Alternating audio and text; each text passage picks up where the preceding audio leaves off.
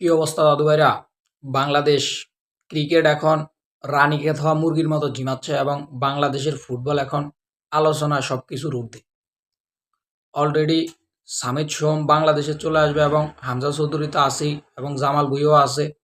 আরও একজন নতুন প্লেয়ার আজকে দেখলাম যে আসার জন্য আগ্রহী জানাইছে এবং তার সাথে সাথে বাংলাদেশে যেই ফুটবল ফ্যানরা আছে, বিশেষ করে দুইটা যেই ফুটবল ফ্যান গ্রুপ আছে, সেভ বাংলাদেশ ফুটবল, ওই গ্রুপেও দেখতেছি প্রচুর আলোচনা হচ্ছে এবং সিন্ডিকেটের বিরুদ্ধে প্রচুর পরিমাণে প্রতিবাদ হচ্ছে এবং আমাদেরকে এই প্রতিবাদ চালিয়ে যেতে হবে, কোনোভাবে থামা যাবে না।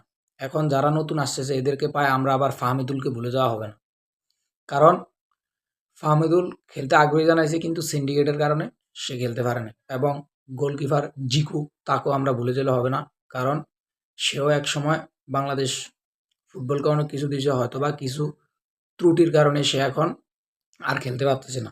এখন দিন শেষে কথা হচ্ছে যে এই বাংলাদেশ মায়ের দোয়া ক্রিকেট টিম, বউয়ের দোয়া ক্রিকেট টিম, এরা দিন দিন অচল হয়ে যাচ্ছে। মানে এদেরকে দিয়া মানে বাংলাদেশ ক্রিকেট দিয়া বাংলাদেশকে আর আগায় যাওয়া সম্ভব না। এখন সময় এসেছে বাংলাদেশ ফুটবলকে এগিয়ে নিয়ে যাওয়ার।